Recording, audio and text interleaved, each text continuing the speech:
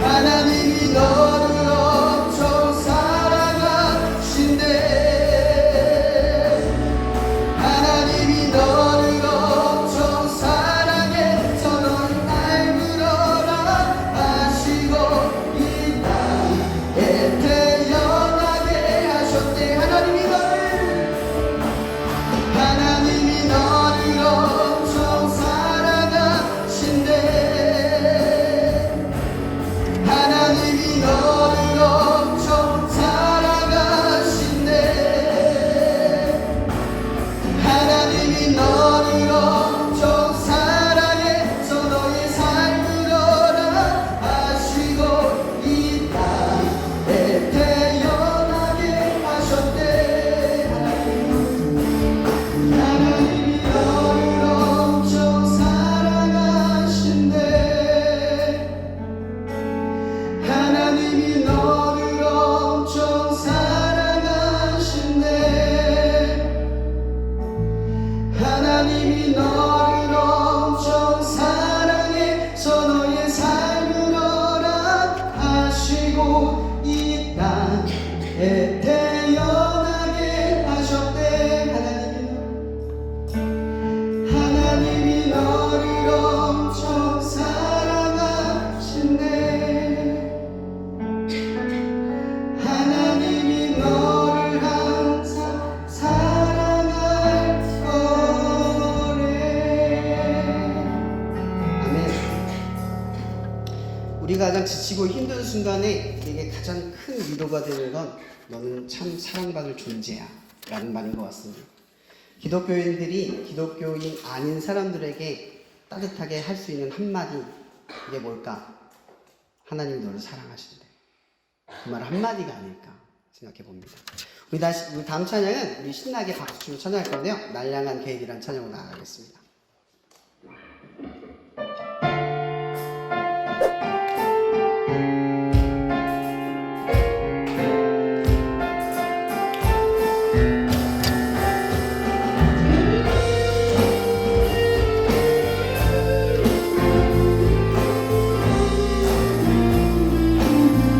내 앞에 주어진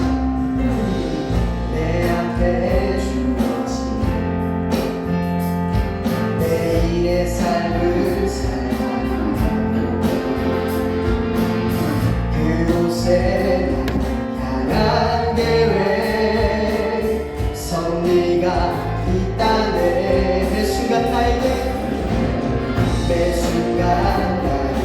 요구하시는 작은 믿음들, 요구하시는 작은 그곳에 향한 계획 섭리가 있다네. 지금 여기 계시며 말씀해 주시는 하나님, 내 삶에 역사하시는 신실한 나의 하나님을 찬양해. 매 순간 나를 요구하시는 자 그곳에 향한 계획 섭리가 있다네. 지금 여기 계시며 말씀해 주시는 하나님, 내 삶에 역사하시는 신실한 나의 하나님을 지금 여기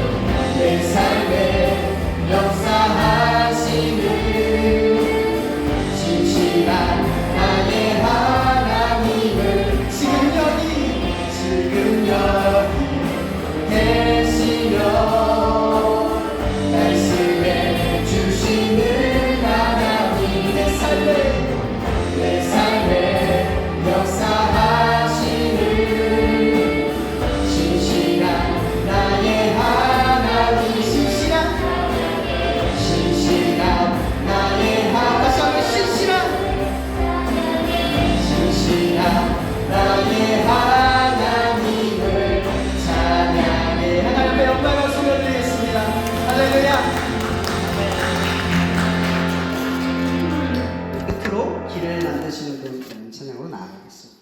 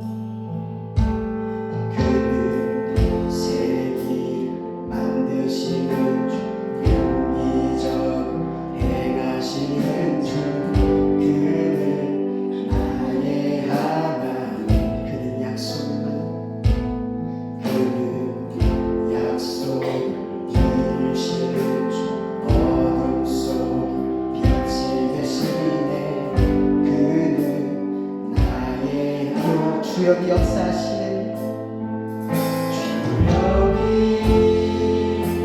주역이 역사하시네. 나 예배해, 나 예배해, 나 예배해. 죄인을 돌이키시네. 나 예배해. Yeah.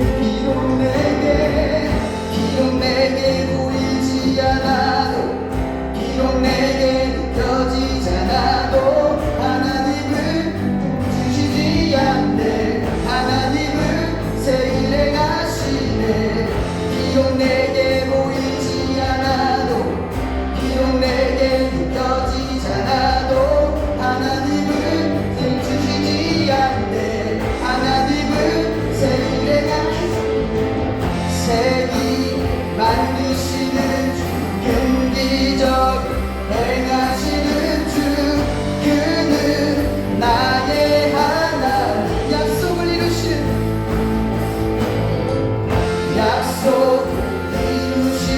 주 어둠 속 빛이 되시네 그는 나의 하나님 그는 생기를 그는 Waymaker Miracle Worker Promise Keeper Light in the darkness My God that is who you are 그는 Waymaker Miracle Worker Promise Keeper Light in the darkness My God that is who you are 그는 생기를 그는 생기 만드시는 주 은기적 행하시는 주 그는 나의 하나님 약속 이루시는 주 어둠 속 빛이 되시네 그는 나의 하나님 나의 하나님 나의 하나님 나의 하나님 나의 하나님 나의 하나님 나의 하나님 나의 하나님 나의 하나님 이 시험을 기도했으면 좋겠습니다. 엘리야가 하나님의 기적을 행하겠고 이세벨이 죽인다는 말 앞에 너무나 무기력하게 넘어져 있는 그 순간에 하나님 앞에 엎드리는 그 모습을 보며 우리는 무력함을 느낄 수도 있고 무력함 속에 빠질 수도 있습니다. 그러나 하나님의 자녀라는 건 가장 힘들고 힘이 빠지고 내가 한계에 임할 때 하나님 앞에 엎드릴 수 있는 이 당연함이 있는 존재가 되는 것입니다. 여러분들 삶속에 살아갈 때 이 당연함 속에 엎드릴 수 있는 거 하나님 앞에 당연한 앞에 기도하고 당연한 앞에 그 힘을 갈구하고 하나님을 구합니까? 이 시간은 우리 다 함께 기도했으면 좋겠습니다. 너무나 당연한 그 하나님 우리가 구하며 찾으며 살아갈 수 있는 우리의 일상의 획득에 달라고 이 시간 함께 기도하며 나아갔으면 좋겠습니다. 기도하겠습니다. 예배를 통하여서 하나님 받으실 만한 내 입으로 살아왔던 내 기쁨 나를 이루었던 하나님이 역사하지 않도록 나의 힘으로 가로막고 하나님을 바라보지 못했던 모든 것 이 시간 다 내놓고 나아갑니다. 하나님이 이 시간 주인 되어주시고 우리의 힘이 되어주시고 우리의 갈 길이 되어주시고 우리의 삶의 기적을 일으키시는 잡는 나의 주인이 되어주시고 그 특별한 시간 우리를 이끌어 주시옵소서.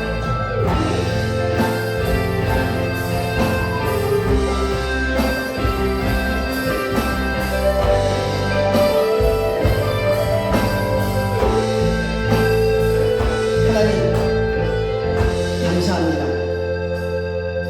우리는 코로나에 지나는 여정을 보내면서 얼마나 모여서 예배드리고 싶고 얼마나 목소리 높여 찬양하고 싶었는지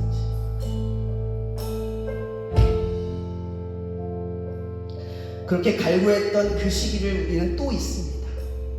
이렇게 함께 모여 예배하고 말씀을 듣고 이 교회 공동체의 성도들과 함께하는 것이 얼마나 축복인지를 알면서 우리에게는 감사라는 풍요로움이 일어나는 것이 아니라 늘 하나님 앞에 허덕이고 죄인된 모습, 부족하다고 원망과 불평을 늘어놓는 우리의 모습을 보게 됩니다. 예배만으로 충분한 이 시간 우리를 충분하게 하여 주시옵소서. 이 모든 것 주님께 감사하며 살아계신 예수님의 이름으로 기도합니다. 우리 다 함께 신앙고백, 사도신경 신앙고백으로 함께 나아갔으면 좋겠습니다. 새 번역으로 같이 고백하면 좋겠습니다. 단기 고백하겠습니다. 나는 전능하신 아버지 하나님 천지의 창조주를 믿습니다. 나는 그의 유일하신 아들 우리 주 예수 그리스도를 믿습니다. 그는 성령으로 잉태되어 동정녀 마리아에게서 나시고 본디오 빌라도에게 고난을 받아 십자가에 못 박혀 죽으시고 장사된 지 사흘 만에 죽은 자 가운데서 다시 살아나셨으며 하늘에 오르시어 전능하신 아버지 하나님 우편에 앉아 계시다가 거기로부터 살아있는 자와 죽은 자를 심판하러 오십니다. 나는 성령을 믿으며 거룩한 공교회와 성도의 교제와 죄를 용서받는 것과 몸의 부활과 영생을 믿습니다. 아멘. 오늘 예배를 위해서 우리 김학원 교수님 나오셔서 기도해 주시겠습니다. 기도하시겠습니다. 세상 모든 우주 만물을 창조하신 아버지 하나님, 저희들 캠퍼스 교회로 모이게 하시고 우리의 생활 공간인 한국교통대학교에서 하나님을 예배하고 함께 찬양할 수 있도록 인도하심에 감사를 드립니다. 이번 학기가 시작된 지 얼마 되지 않은 것 같은데 벌써 3달이 지나고 종강할 때가 다가오고 있습니다. 지난 한 학기를 돌아보면 하나님의 은혜와 사랑이 우리의 삶 가운데 우리를 인도하였음을 고백하지 않을 수 없습니다. 아버지 하나님, 한국교통대학교에 주신 하나님의 소명으로 우리를 불러주시고 이 캠퍼스에서 예수 그리스도의 이름으로 선교적인 삶을 살게 하심에 감사를 드립니다. 우리가 삶을 살아갈 때 우리의 힘과 우리의 노력으로 삶을 살기보다는 하나님께 주신 그리스도의 능력으로 삶을 살아가게 하시고, 그래서 이 땅 가운데 주의 복음의 말씀이 널리 선포되는데 우리를 사용하여 주시옵소서. 이렇게 한국교통대학교 캠퍼스 교회 이름으로 우리를 불러주심에 감사를 드립니다. 어려운 환경 속에서도 예배를 드릴 수 있도록 공간을 허락하시고 동역자들을 보내주심에 감사를 드립니다. 예배 가운데 하나님 말씀을 대언하실 황세 목사님을 보내주심에 감사를 드리며, 또한 찬양사역들의 헌신 속에서 예배가 하나님께 온전히 드려줄 수 있음에 감사를 드립니다. 이제 보다 많은 예수 그리스도의 청년들이 캠퍼스 교회에서 함께 예배를 드리게 하시고 그들의 삶을 어떻게 살아가야 하는지 배우는 시간이 될 수 있도록 한국교통대학교 캠퍼스 교회를 사용하여 주시옵소서. 교수님들과 직원 선생님들의 헌신을 잊지 않고 하나님 은혜와 사랑으로 채워 주시옵소서. 이제 윤승조 교수님을 택하셔서 한국교통대학교를 이끌어 가실 수 있도록 총장으로 취임하게 하시며 감사를 드립니다. 윤승조 총장님께서 어려운 상황이지만 교통대학교를 잘 이끌어가게 지혜를 허락하시고 하나님의 은혜를 부어주시옵소서. 7월 20일, 21일 있을 전국 기독교수 선교대회 가운데 주님 함께 하셔서 잘 준비할 수 있도록 인도하여 주시고 하나님의 사랑을 전국에 있는 대학을 통해 전파할 수 있도록 우리를 준비시켜 주시옵소서. 이제 저희들 하나님 앞에 예배로 나아갑니다. 신령과 진정으로 하나님께 집중할 수 있도록 인도하시옵소서. 하나님 말씀을 대언하시는 황세 목사님 지켜주시고 하나님 능력의 말씀을 잘 대언하실 수 있도록 성령 하나님 붙들어 주시옵소서. 예배드린 모든 순간 하나님께 온전히 집중할 수 있도록 인도하여 주시옵소서. 그래서 한 주간을 주의 말씀으로 승리의 삶을 살게 하시옵소서. 이 모든 말씀 우리 주 예수님 이름으로 간절히 기도드렸습니다. 아멘. 네, 함께 오늘 주신 말씀을 찾겠습니다. 전도서 12장 1절에서 8절 말씀입니다. 전도서 12장 1절로 8절 말씀.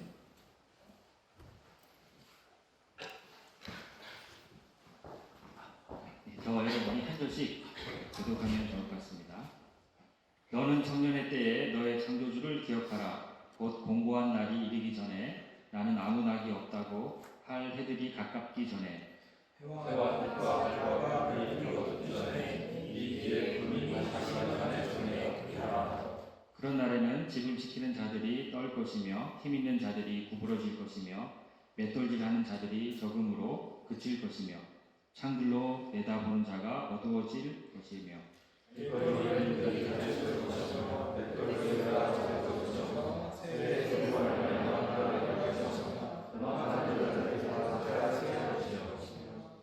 또한 그런 자들은 높은 곳을 두려워할 것이며 길에서는 노래할 것이며 살구나무가 꽃이 필 것이며 메뚜기도 짐이 될 것이며 정욕이 그치리니, 이는 사람이 자기의 영원한 집으로 돌아가고 조문객들이 거리로 왕래하게 됨이니라.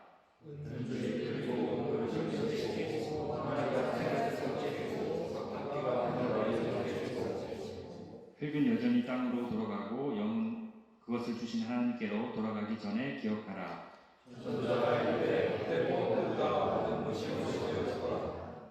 아멘. 이 시간에는 지혜란 무엇일까라는 주제로 황세 목사님께서 말씀 전해주시겠습니다. 지식과 좀 다르죠? 지식은 정보와 같아요. 많이 알수록 좋은 게 지식이라면 지혜는 아는 것과 상관이 없습니다. 지혜는 어디서부터 오는지 우리가 알 수가 없습니다. 우리 안에서 나올 수도 있고 우리 밖에서도 나올 수 있습니다. 제가 여러분들에게 좀 지혜롭지 않은 말 혹은 여러분 의심이 가는 말을 하나 이단 뭐 이렇게 교주처럼 예언을 하나 하겠습니다. 제가 맞출 수 있어요. 100%. 이 예언 앞으로 여러분들 일어날 이 한 가지 여러분 모두 죽습니다. 이게 당연한 얘기지만 우리의 모든 미래이죠. 그죠? 우리가 이상하게 바라보면 이해할 수 없는 말이지만 우리가 그냥 삶의 순리로 바라보면 너무나 당연한 말입니다. 여기서 안 죽는 사람 혹시 있나요? 제 예언이 틀린 분 계시나요? 언젠지는 몰라도 우리 모두는 죽습니다. 이 죽음이라고 하는 것, 우리에게 한계가 있다라고 하는 건 어떤 의미일까? 여러분, 하나님께서 왜 죽음을 만드셨다라고 생각하세요?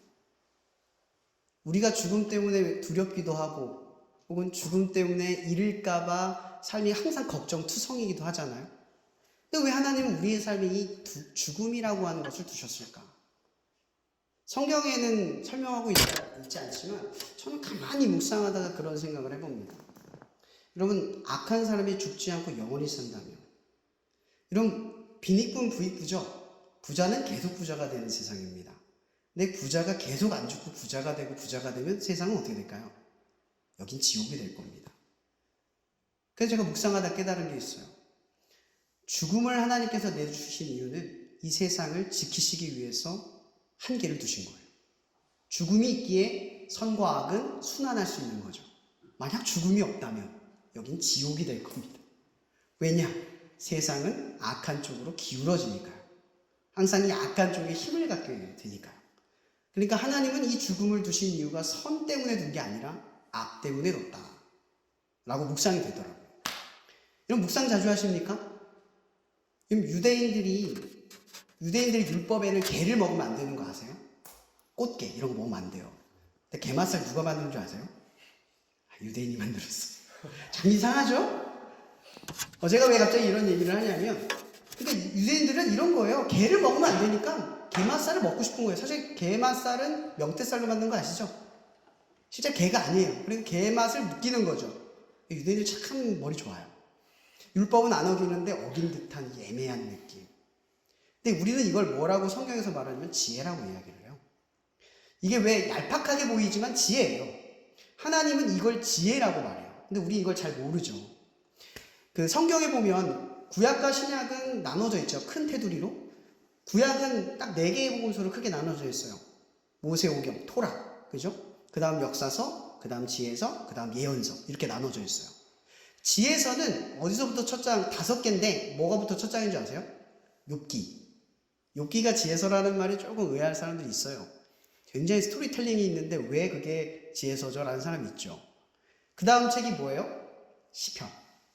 그 다음 책이 잠언. 그 다음이 전도서. 그 다음이 아가서. 제가 이 설교를 되게 자주 하는데 이게 이유가 있는 거예요. 왜 이게 지혜일까? 욥기의 첫 장이 뭐예요? 의인이 있어요. 하나님의 의인이 있어요. 근데 그 의인이 재앙을 받아요. 근데 그 재앙을 받은 의인이 하나님을 끊임없이 원망해요. 그게 욥기의 이야기예요. 그러다 욥이 맨 마지막에 뭐라고 말하냐면 자연 속에 나타난 폭풍우 속에 나타난 하나님을 딱 보면서 내 입을 가릴 뿐입니다 하고 더 이상 말하지 않아요. 욥기에서 말하고 싶은 지혜는 뭘까요? 이 세상에 우리가 아무리 크고 작은 고난과 고생을 겪어도요, 만물을 지은 세상 앞에 아무것도 아닌 일이라는 거죠. 여러분들의 삶에 여러분의 고난과 어려움이 내가 볼 땐 가장 커요. 이게 가장 큰 문제예요. 하나님 이거 왜 절대 안 바꾸죠? 하나님이 없이 보여요. 근데 세상 전체로 보면 하나님이 더 압도적이라는 거죠. 그거 하나 안 바꿔도 하나님은 아무 문제가 없다는 거예요. 하나님은, 그러니까 욥기에서 말하고 싶은 건 뭐예요? 하나님은 하나님이다. 나와 상관없이 내 인생과 내 경험과 내 위치와 내 어려움, 어떤 상황과 상관없이 하나님은 하나님이다. 이게 욥기 첫 장이에요. 이게 지혜예요. 그 다음 시편은 뭐예요? 이건 실제적인 이야기죠.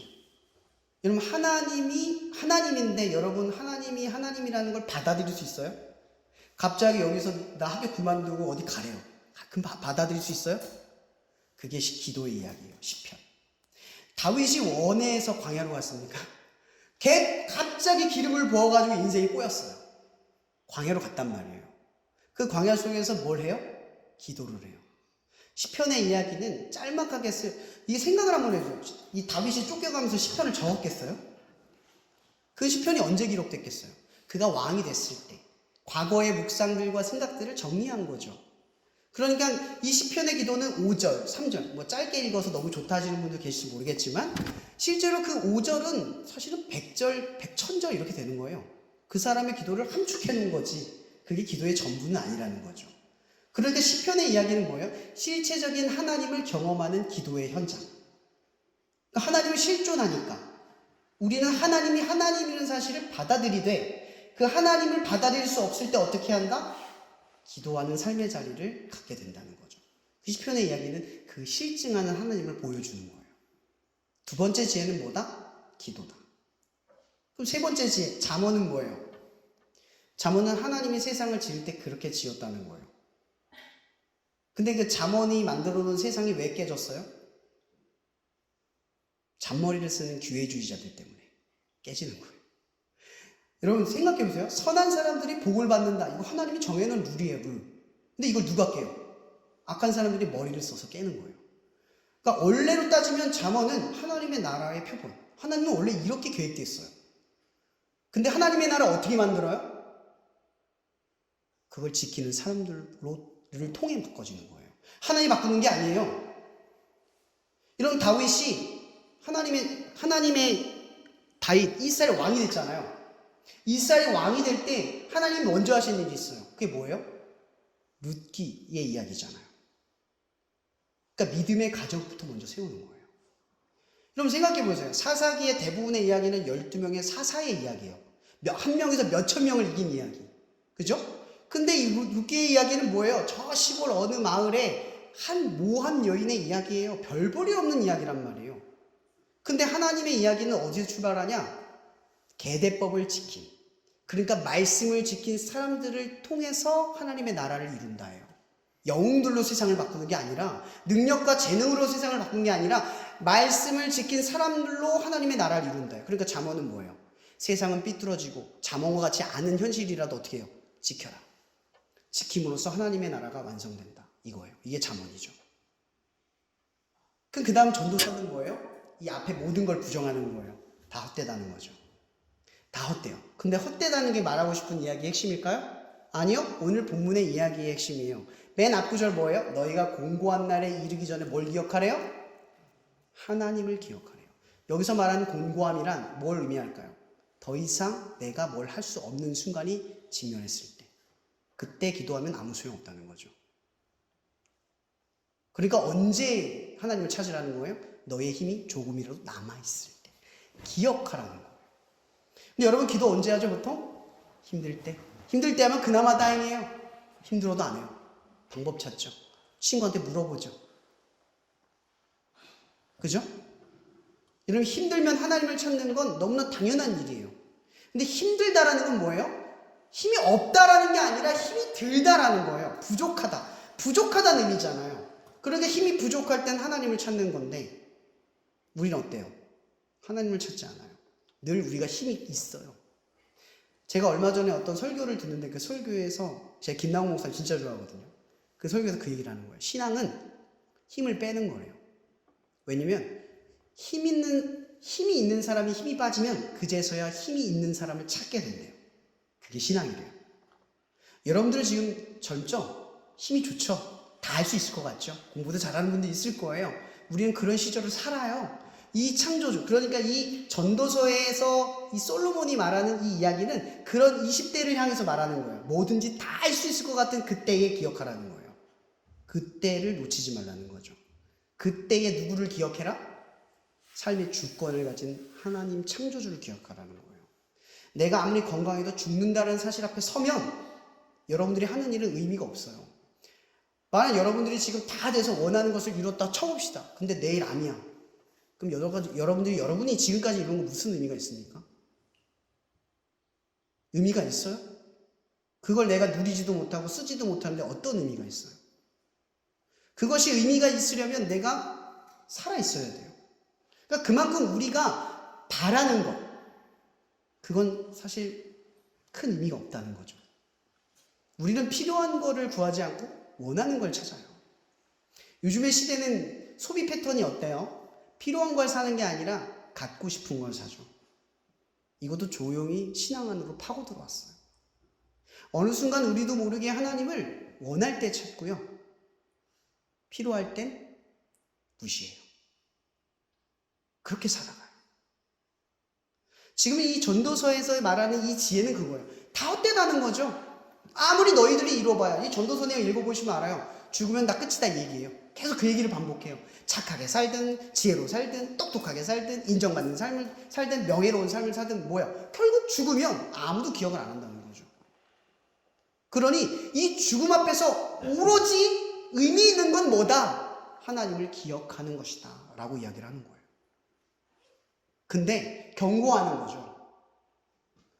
죽음이 오기 전에, 힘이 다 빠져서 더 이상 하나님을 찾을 수 없기 전에, 조금이라도 힘이 남아있을 때 하나님을 기억하라는 거예요. 여러분 학교에서 뭘 배우죠? 공부하잖아요. 그죠? 공부는 지식이죠. 그걸 사용하는 건 뭐예요? 지혜예요. 많은 걸 배워도 지혜가 없으면 무능하게 살아가는 거예요. 그럼 아무리 좋은 취업 자리를 얻어도 지혜 없게 살아가면 그 자리는 자격이 없는 삶이 되는 거죠. 저는 가끔 그 유튜버 이렇게 뜨시는 분들 보면은 안타까울 때가 있어요. 갑자기 뜨면 잘 되는 사람도 있는데 거의 대부분이 엄청 욕을 먹고 나락을 가요. 왜죠? 갑자기 뜨는 건 준비되지 않았기 때문인 거예요. 그죠? 서서히 떠야 되는데 갑자기 떠요. 근데 우리는 어떤 인생을 바라죠? 갑자기 잘 되기를 바래요. 신앙도 똑같지 않나요? 갑자기 믿음을 갖기를 바래요. 그런 거 없습니다. 하나님을 믿어가는 삶이 믿음이 되는 거지, 갑자기 내가 살아가다가 어려움을 만나서 기도 한번 했더니 믿음이 생겼어. 야, 그런 거 없어요. 저는 수련회 갔다 와서 결단하는 친구들을 많이 봤잖아요. 목사님, 저는 게임은 안 할 겁니다. 절대 안 할 거예요. 얼마나 갈까요? 네, 일주일 가면 감사고요. 하루면 보통 깨집니다. 왜일까요? 왜일까요? 신앙은 점층적으로 바뀌는 거거든요. 게임하던 애가 게임을 멈췄어요. 게임 하던 시간은 어디로 가죠? 다른 놀이로 갑니다. 무슨 얘기인지 아시겠죠? 게임을 멈추려면 게임을 줄이면서 다른 것들을 끼워놓고 조금씩 신앙적으로, 정신적으로 늘려가는 거예요. 갑자기 게임을 끊으면 그게 갑자기 신앙이 안 된다는 거죠. 그러니까 갑자기 신앙이 없는 거예요. 그러니까 지혜라는 게 뭐예요? 갑자기 생겨나는 게 아니라는 거죠. 여러분, 아담과 하와가 하나님과 에덴 동산에 살고 있잖아요. 그죠? 아담과 하와가 하나님을 떠올릴 때 언제 떠올리죠? 생명나무와 선악과를 바라볼 때. 그러니까 이 의미는 뭐냐? 중앙을 바라볼 때 하나님을 떠올리는 거예요. 근데 뭘 떠올리죠? 선악과와 선악을 알게 하는 나무와 생명나무는 뭘 떠올리게 하는 거예요? 말씀을 떠올리게 하는 거죠. 다 되는데 이것만 먹지 마. 이거 먹으면 죽게 될 거야. 이걸 떠올리는 거죠. 그걸 딱 보면 뭐가 떠올려요? 말씀이 떠오르는 거예요. 지혜라고 하는 건 사실은 소유하는 게 아니에요. 유대인의 말씀에 의하면 이 지혜라는 단어는 소피아라고 하는데, 이건 3인칭, 어떤 의인화되어 있는 존재를 의미해요. 그러니까 지혜는 내가 습득되어지면 내게 되는 게 아니라 지혜와 동행하며 살아가는 거예요. 지혜 곁에 살아가는 거예요. 지혜와 가까워지기 위한 삶을 살아가는 거예요. 근데 지혜와 가까워지지 않는 삶은 뭐예요? 악한 삶, 기회 죽인 삶, 죄인된 삶. 이러면 지혜가 멀어지는 거예요. 그러니까 지혜는 소유하는 게 아니라 지혜는 나와 함께하는 동행이라는 거죠. 근데 우리는 자꾸 이 지혜도 지식으로 바라봐요. 마치 지혜로우면 항상 지혜로울 거라고 교만해줘요. 유대인은 그렇게 바라보지 않아요. 성경도 그렇게 얘기하지 않아요. 지혜가 너와 함께 할 수 있도록 살아가라, 이렇게 태도를 말해요. 관계적인, 지혜는 우리의 삶과 관계적인 존재로 의미를 하는 거예요. 그러니까 에덴 동산에서 아담과 하와가 선악과를 봤을 때 하나님을 관계적으로 바라보니까 그 말씀이 느껴지는 거예요. 그러니까 지혜로운 삶이라고 하는 건 하나님을 바라보는 삶이라는 거죠. 바로 그게 중요한 핵심인 거예요. 잠언서 3장 18절에면 지혜는 그 얻은 자에게 생명나무라 지혜를 가진 자는 복되도다. 이렇게 이야기를 해요. 여러분, 여러분들이 학교를 다닐 때 내가 하나님의 자녀임을 언제 떠올려요? 언제 떠올려요? 어떻게 떠올리죠? 말씀이죠. 말씀. 여러분이 하나님의 자녀임을 떠올리는 건 말씀밖에 없어요. 맞죠? 벽 보고 있는데 내가 하나님의 자녀라고 떠오르나요? 교실에 딱 도착했는데, 여러분 교회 가서도 하나님의 자녀라는 걸 잊어요. 그럼 언제 떠오르냐? 동산 중앙에 있는 예수 그리스도를 바라봤을 때 말씀이 떠오르는 거예요. 그때 내가 알아요. 나 하나님의 자녀구나. 지혜라고 하는 건 뭐냐? 동산 중앙에 있는 하나님을 바라보는 거예요. 여러분의 삶의 중앙에 계신 분을 바라보는 거예요. 여러분들이 무엇을 하든 어떤 위치에 가든 어떤 모습이든 어떤 삶의 처지에 있든 우리의 중앙에 뭐가 있는 거? 하나님이 계신 거를 바라볼 때 나는 하나님의 자녀구나라는 걸 깨닫게 돼요. 여러분, 지식은 지혜 밑그림이에요. 그러니까 지식이 많으면 하나의 지혜가 선명하게 표면적으로 드러나는 거예요. 통로가 되는 거죠. 그러니까 우리가 예수를 바라볼 때 예수를 위해 살아가는 게 떠오르는 거죠. 갑자기 예수를 위해 살아가는 게 아니에요. 항상 떠오르는 삶이 있는 거죠. 그걸 히브리서는 12장 2절에 뭐라고 말해요? 믿음의 주여 온전하게 하신 예수를 바라보자. 의도적으로 바라보는 거예요. 근데 하나님이 떠오르지 않을 때, 하나님 없이 살아갈 때 의도적으로 내가 시선을 들어 하나님을 바라보는 거예요. 그제서야 뭐가 되죠? 하나님의 자녀라는 걸 깨닫게 돼요. 저는 여러분들과 나누고 싶은 게 딱 하나입니다. 여러분의 중앙에 뭐가 계십니까? 사무엘상에 보면 하나님께서 사울을 선택할 때 후회하셨죠. 그리고 다윗을 선택하기 전에 형제들이 오가면서 이야기했던 그 말이 기억날 겁니다. 사람은 외모를 보려니와 나 여호와는 중심을 보느니라. 중심을 보는 사람을 보는 겁니다. 여러분, 우리가 이 땅을 살아가도, 캠퍼스 안에 살아가도 여러분들이 학생의 신분을 갖고 교수님의 신분을 갖고 교직원의 신분을 가져도 우리에게 먼저 앞서는 직책이 있습니다. 그게 뭡니까? 하나님의 자녀.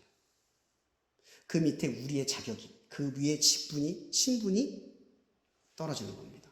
근데 보통 우리는 뭐가 앞서죠? 내 직분, 내 삶의 위치가 먼저 떠오릅니다. 지혜는 하나님을 바라봤을 때 그것이 역전되어지는 것입니다.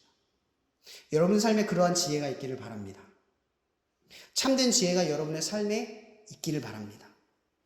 그리고 성령님께서 늘 여러분들이 잊고 살아가는 그 삶의 자리에 하나님을 떠오르게 하셔서 지혜롭게 하실 줄 믿습니다. 기도하겠습니다. 사랑해 주님 감사합니다. 오늘 이렇게 우리가 한 자리에 모여 예배할 수 있도록 인도해 주셔서 감사합니다. 하나님, 우리는 이 예배의 소중함을 늘 잊고 살아갑니다. 하나님, 결단코 말하건대 우리 평생에 예배의 순간순간을 잊지 않고 감사하며 풍요롭게 살아가는 우리가 되게 도와주시옵소서. 언제를 예배를 사모하는 사람이 되게 하여 주시옵시고 어디로 가든 동산 중앙을 바라보며 지혜롭게 살아가는 당신의 자녀 되게 하여 주시옵소서. 모든 것에 감사하며 살아계신 예수님의 이름으로 기도합니다. 아멘. 우리 삶의 주인 되시는 주님, 그 하나님을 우리 삶의 중심에 모시고 하나님을 늘 바라보며 하나님 말씀을 떠올리며 하루하루를 살아가는 저희들 되기 원합니다. 어떤 우리의 시간과 우리의 삶을 들여 하나님의 자녀로서 온전히 살기 원합니다. 뿐만이 아니라 우리의 물질을 들여 하나님 나라를 위해 귀하게 드려지는 저희 삶이 되기를 원합니다. 하나님, 우리의 시간과 물질과 우리 예배하는 모든 모습들을 주님 받아주시고 우리의 삶이 더욱더 하나님으로 말미암아 풍성한 삶을 누릴 수 있도록 인도하여 주시옵소서. 모든 것에 감사를 드리며 우리 구주 예수님의 이름으로 기도드렸습니다. 네. 이어서 광고 말씀드리겠습니다. 오늘 예배에 참석하신 모든 분들 주님의 이름으로 환영합니다. 한국 서비스 가까이 한번 오시면 꽉 찼다가 네, 오늘 많이 오셔가지고 선남 선녀들이 많이 왔습니다. 감사드립니다. 예배 후에는 이제 소그룹별 나눔과 기도의 시간이 있습니다. 그 시간까지 참석해 주시니 감사하겠습니다. 그리고 기독교수 학생 멘토링 프로그램을 계속 진행 중에 있습니다. 교수님들 학생들에게 연락하셨는지 모르겠습니다. 그래서 이번 학기에 가기 전에 아직 못하시는 교수님들은 꼭 연락하셔가지고 한 번이라도 만나서 말씀 나눔, 그리고 학생들 기도 제목도 들어보시고 학생들 기도해 주시고 또 진로나 진학 여러 상담들을 해주셨으면 좋겠습니다. 그래서 미션으로 인증샷을 학생과 교수님이 함께 지금 꼭 올려주시면 다음 학기에 쿠폰을 선물로 드리도록 하겠습니다. 그리고 6월 6일 다음 주 화요일은 공휴일이기 때문에 화요 저녁 예배는 없고요. 그 다음 주 6월 13일이 이번 학기 종강 예배로 드립니다. 벌써 이제 이번 학기가 마무리되었는데요.